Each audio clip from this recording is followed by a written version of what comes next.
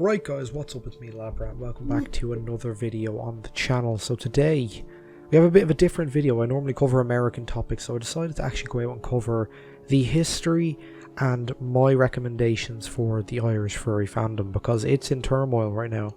You may not see it, but it's in turmoil. So let's begin. Well, the Irish furry fandom. What a lovely place of bitter rivalries, proxy war, breakaway groups and infighting. It almost sounds like a Middle Eastern country.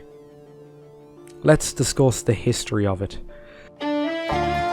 So I'm going to discuss in as much as I can unbiased terms as I can make sure that I'm not stepping on any toes. I'm going to be mentioning a lot of Irish content creators as well, so if you guys see any content creators that you might like or you might want to jump on, not physically, check the description down below, and I should have all of their stuff down there. So yeah, and I feel like I should do this because I have a much larger platform and kind of educate individuals within America of what's going on in this country, because it's regularly overlooked since the fandom is very like America centric, you know. But due to the fact of it being the Irish furry community, please know that this video is protected under section 109, the Copyright and Fair Use Act, and that's the act that YouTube works on, meaning any clips will be given their own credits and they fall under use of fair use the way they are, and I'm not claiming any of these videos as my own. So let's begin. So, history. The majority of the Irish furry history begins in 2009 with the beginning of Irish Furries, one of the largest groups in the country, and it's generally one of the largest Irish nerd conventions is where it spawned from, which we had back with 𝗠𝗶𝘀𝘁𝘆. I was only 8 years old at the time when Irish Furries began. This specific convention, unfortunately, 𝗠𝗶𝘀𝘁𝘆 closed in 2016, but this was actually, a lot of different furries began joining with the rise of social media, and that was when I first joined the Irish Furries group chat. Now, it didn't actually stay too long. This is something I'll speak about later, but it's not an issue with Irish Furries in general, but primarily with the fandom and the fandom mindset. So with 𝗠𝗶𝘀𝘁𝘆 gone, it opened the door to other cons like 𝗠𝗶𝘀𝘁, which I attended way back when, JCon, and the Holy Grail, Dublin Comic Con, which I have mostly attended since 2019. See, Dublin Comic Con was my first ever experience within the fandom, and I attended the Fur Meet hosted by Irish Furries. Now, this is an observation on my behalf, but it seemed really hard to actually get into the fandom at the time due to the fact of everyone having their friends and that kind of, pack mentality of everyone sticks with everyone else, mostly towards the newbies, I felt. But this isn't purely an Irish Furries thing, this is a fandom thing as a whole. No man, I just can't wait for this gaming. So good.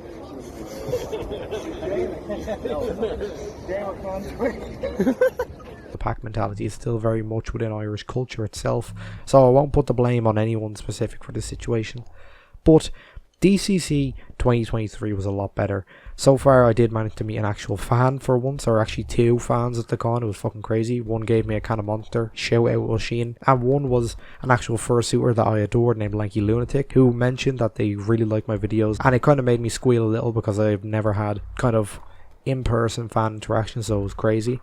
But I also got to meet a cornerstone of the furry fandom and they are a piece of history in this fandom. That makes them sound old, and I'm very sorry for that. This person is Lady Nightlight, a very talented fursuit maker and one of the first to even begin in Ireland, because you know the way even with like when you're looking at English people back in the day, whenever you had to get a fursuit you'd have to go abroad, whether it be America or England when they started to come up eventually. But Lady Nightlight was one of the first Irish fursuit makers, and they went to the same college as me, funnily enough. But they are unmatched, best in the business for quality, and I highly suggest you give them a follow. And it was truly great to meet her, and it really felt like I was meeting royalty, I'll be honest. But let's continue. In these years, one of the furry YouTubers that would be well known in the Irish furry fandom would actually come up, that being Ace or What the Box or All Boxed Up. It was one of those. Now, unfortunately, I believe they did delete their channel, but they are also the creator of the Furry Trash podcast. You can listen to their podcast on Spotify. I actually have an episode. I was the last episode. Said farewell to the podcast with over 60 episodes, and I think like 8 seasons, like goddamn. So I won't be able to shield the YouTube channel, but I still shield the Spotify. So now we move on to our next fur group. The lovely group of iron furs, named after the fact that the accent up north, it sounds like you're saying iron when you say Northern Ireland, Northern Iron, stuff like that, so iron furs. But there is also NI fur, and couldn't find any sort of information of when they started, so I'm kind of lumping both of them together. Now the Irish furs, iron furs split away with Irish furries having much more of a focus on meets and other meetups down south in the Ireland, there were things and other things that I won't go over in this video because I'm not trying to get this video taken down or kicked out of any groups, but we have to update the map. And now it looks like this. The Iron Furs and Irish Furs split essentially caused a new version of the Troubles. We have an actual image here from the split. You can see, you know, very true. But in 2019, we also begun to see a bunch of new names pop up in the creator scene. Those being me, 𝗠𝗶𝘀𝘁𝘆, and 𝗠𝗶𝘀𝘁𝘆. Now we'll go through two of them because I don't want to talk about myself for 5 minutes. Beginning with 𝗠𝗶𝘀𝘁𝘆. 𝗠𝗶𝘀𝘁𝘆 is a Twitch streamer with now over 54k followers on Twitter and a healthy 17.7k followers on Twitch, making them the largest furry Twitch streamer in Ireland. They majorly stream new games and some cult classics whenever they feel like it, so if you're in the market for a new Twitch streamer, go ahead and check out 𝗠𝗶𝘀𝘁. She's really cool. Now our next person is by far the worst YouTuber that I've personally ever seen. They stink as shit and generally just are a nuisance to everyone. I'm kidding, it's 𝗠𝗶𝘀𝘁𝘆. Now you can originally begun doing kind of standard for you and shifting more into commentary. It seems like I have an actual effect on my boyfriend. But Kane is absolutely great and they only are 82 subscribers away from 1000 subscribers on YouTube, so click the link and subscribe to their channel now, or else I'll create a brand new breakaway group in Galway just for Irish furries. Don't threaten me, I'll do it. So continuing down the line, in 2021, following the almost complete shutdown of Ireland due to COVID-19, a new group started up. FTC, or For the Crack, is a group created originally by 𝗠𝗶𝘀𝘀𝘁𝘆, who we will speak of afterwards, but Miss created the group alongside Kane and I joined in 2022 as mod and financier. Miss steals €18 off me every month to fund our non-existent website. But FTC is more focused on stuff outside of North Dublin, Louth and Meath. The biggest town's going to be in Drogheda and stuff like that. The two northern counties, which are most commonly outside of Dublin, which are very, very populated. So while our meets and operations have turned down for the most recently, since we have a bit of a shift in membership and moderation changes, we're planning some really good stuff for the future, so if you're an Irish furrer, be sure to keep a lookout for us. And as I mentioned, let's talk about Mist. The original creator of For the Crack is also a Twitch streamer. They mostly stream stuff like Fortnite and other competitive games, and if single player is your kind of vibe, check out their Twitches, and I'll leave them down there below. I'll leave a Twitter and Twitch link to everybody I mentioned. Now another Irish content creator is actually a TikToker. I never thought I'd actually have to say, like, reference a TikToker in a video. Nerdy Fur, aka Dylan, if you want to go follow them. They're nearly at 10,000 followers over there, so I suggest you do. They're an amazing admin for the Crack, so I hope you guys can help them pass that milestone. Now, the final major shift that we've had as of 2023 in the Irish Furry Fandom is the creation of a new group, or not even a group, at 𝗠𝗶𝘀𝘁𝘆, Anthro Irish, Ireland's first ever furry convention. Its creator is the very podcaster I spoke about earlier, and it's weird because Ireland has never had an actual convention, like, ever.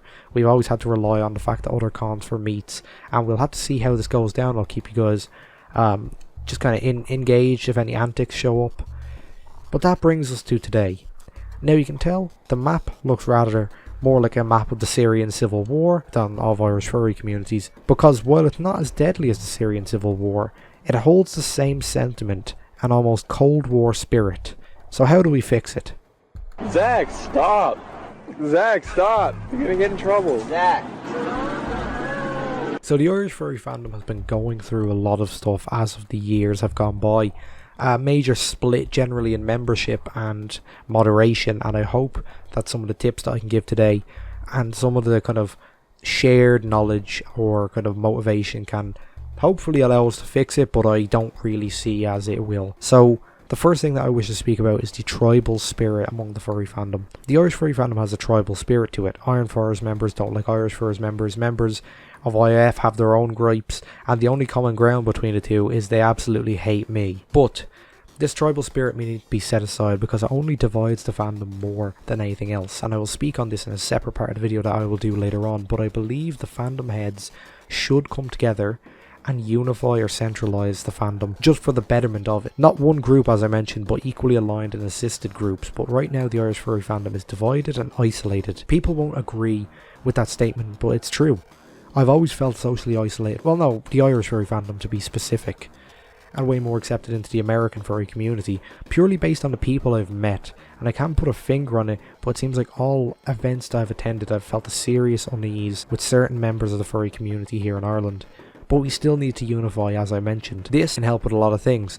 Planning and management. By this, we can not step on each other's toes, signal boost each other, and massively help with the overall betterment of the fandom as a whole, along with stuff like security and growth of the fandom. There are tons of different things that this can help with, as I mentioned, because the fandom is at a stalemate proxy war, as I mentioned. But the whole stuff of I like this group, I can't be in this group, is like, it should be a welcoming and supporting environment with effective security, which brings me to my next. But the Irish furry fandom has a huge issue with security and overall the issue with grooming and extremely inappropriate conduct within the fandom. Someone could be like me and get groomed as soon as they turn 18 in a local furry group, but see, when that person is caught, they'll simply jump to another group, and without our effective communication, that person is allowed to continue and possibly strike again. Let's give a theoretical situation. Someone has been groomed or done something horrible in NI furs, let's say, for example. Well, without effective communication due to our fandom's overall isolation, they can jump to Irish furs. Let's say they get banned there, then they jump and go to Anthro Irish for like at a con. Like with these